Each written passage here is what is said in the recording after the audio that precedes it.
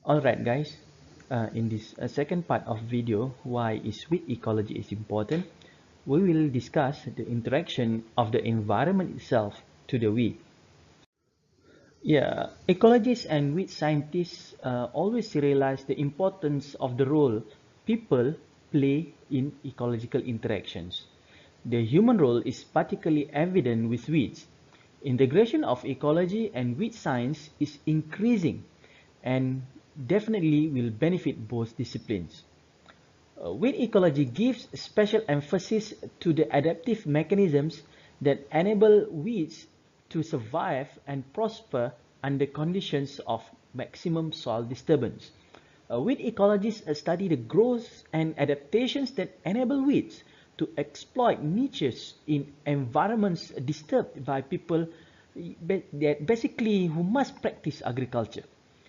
The most successful weed management programs will be developed on a foundation of adequate ecological understanding. So if you want to have a good management programs for weed, you need to understand the ecology of the weed itself. So generally the special questions asked by weed ecologists are, first, are there specific characteristics or traits of weed populations? Do weeds functions in a certain way within communities? Does the invasion by a weed change plant community structure or function in a predictable way? Or finally, what types of communities are easier to invade? Plant ecologists study the reciprocal arrangements between plants and their environment. The goal is to understand how climate, soil or edaphic and biotic factors affect plant growth, development and distribution. The factors that determine a weed's ecological interactions are light, temperature, water, wind, humidity and their seasonal aspects, which is called the climate. Weeds are found in the environment they prefer, and weed control or weed management often may be aided by changing the environment. Next, for the discussion, okay, how irrigation and tillage, the seasonal rain, photoperiod, temperature, global warming, increasing carbon dioxide really affect the weed distribution and survival. Soil, water, aeration, temperature, pH, fertility source, and the cropping system and associated practices imposed on a soil determine what weeds survive to compete. Many weeds do well in soils too low in fertility for crop production, but others grow only in well-fertilized soil. Few weed species associate with a soil type.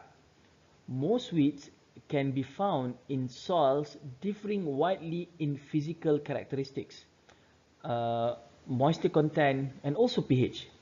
This adaptability explains, in part, why they are successful weeds. Some species of Asteraceae and Polygonaceae grow in soil with 1.2 to 1.5% sodium chloride. And while this may not make them better weeds, it illustrates their ability to adapt to diverse environments. Luxuriant wheat growth does not indicate a potentially highly productive agricultural soil.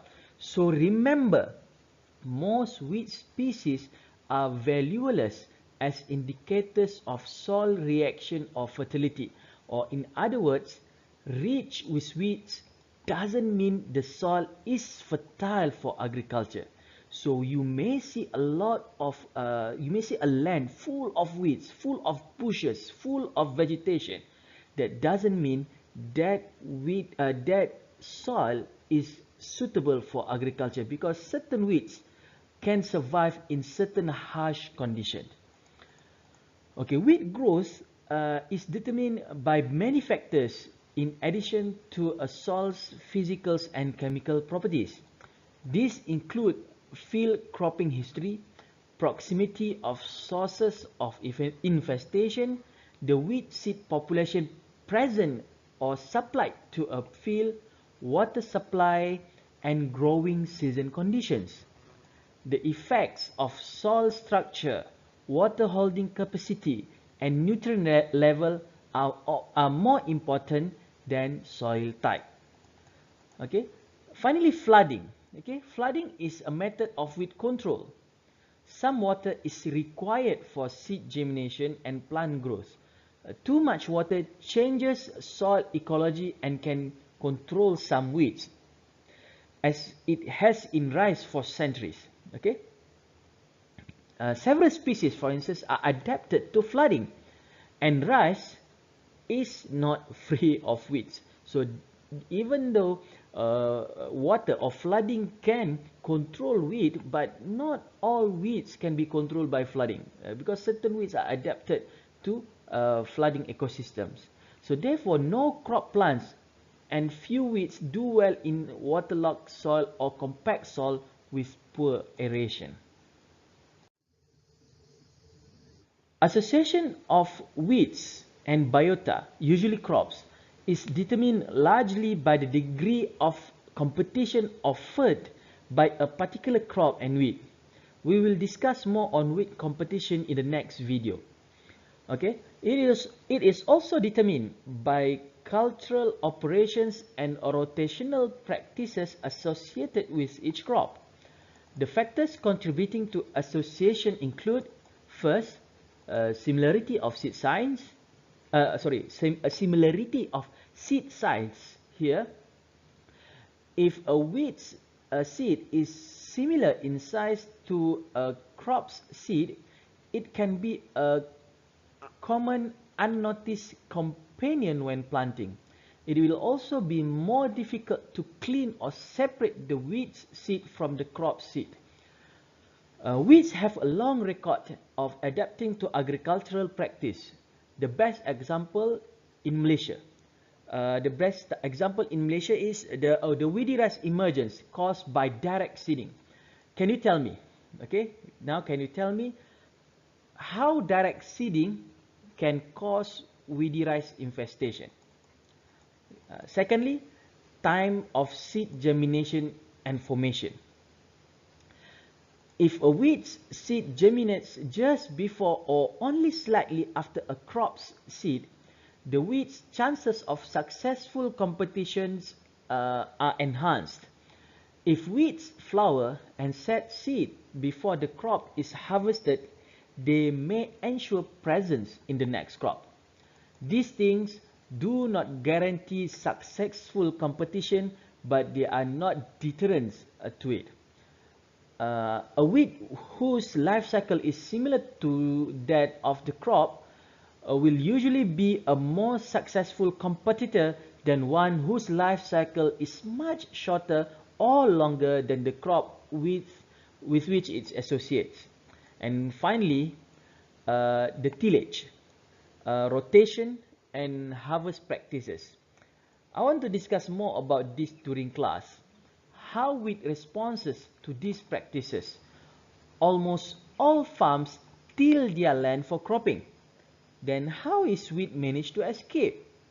Okay, how dandelion still survive in the turf where extensive mowing is applied? How about in pastures where grazing animals modify the environment for weeds to grow? So we will discuss, I hope we can discuss these three factors that contribute to association of weed during the class.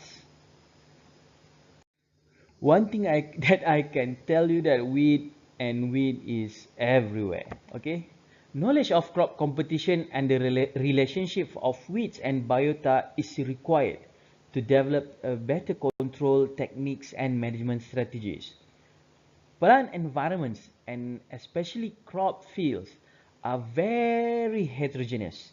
A height difference between the top of a furrow and the bottom of only 5 centimeter may represent a factor of 250 for the smallest wheat seeds. Okay, when fields are irrigated, fertilized or cultivated, we perceive uniformity. But across a large or even a small area, wheat seeds experience a non-uniform environment. Non-uniform or random seed distribution in soil is the rule, not the exception. We also know that our management techniques include herbicides are not applied uniformly. Now you already get some pictures on how weeds interact with its environment. Then let's relate those with Then let's relate those with wheat crop ecosystems, since wheat is always the main issue in agriculture. For too long, wheat scientists have focused primarily on wheat crop interactions and on protecting crops from weeds. Herbicide use has masked the importance of weed prevention and the need to understand weed crop ecology. Understanding weed crop ecology will lead to more effective weed prevention, management and control. For this reason, Eldridge proposed this diagram on weed crop association. Eldridge strongly suggests that weed management must deal with interaction of all factors rather than just two. There is a lack of knowledge about these interactions. It is not my intention to discuss all ecological interactions in depth. My primary focus is only to give you a surface or to introduce the fundamental concepts essential to development of improved weed management system. Weed science in general has been dominated by control technology that focus on how to basically kill the weeds in any agroecosystem, in any crop system. So weed science focus to try to find a way to kill or eradicate the weeds.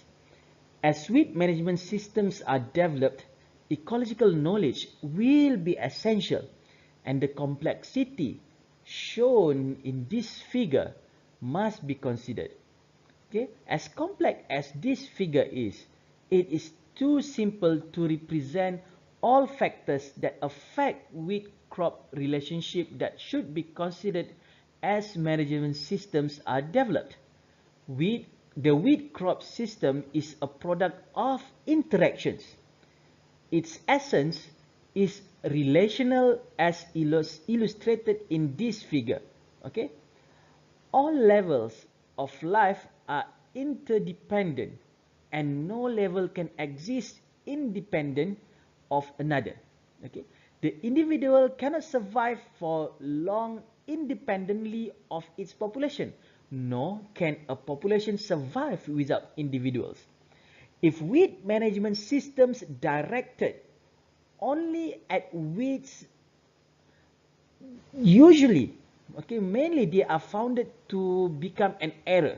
Okay, while they may succeed temporarily, they definitely will doomed to fail. It is also well known that herbicide use has masked the importance of weed prevention and the need to understand weed crop ecology. Understanding weed crop ecology will lead to more effective weed prevention, management and control. The shift, toward ecologically based weed management system is occurring for at least these 6 reasons. Okay, first, weeds' high susceptibility to available herbicides have been replaced by species that are more difficult to control. Secondly, herbicide resistance has developed in many weeds. There are weed problems in monocultural agriculture that cannot be solved easily with present techniques. Number 4, new weed problems have appeared in reduced and minimum tillage systems. Fifth, economic factors have forced consideration of alternative. And finally, there is increased awareness of the environmental costs of the herbicides. Let us discuss about more on ecological aspect in wheat in the next video.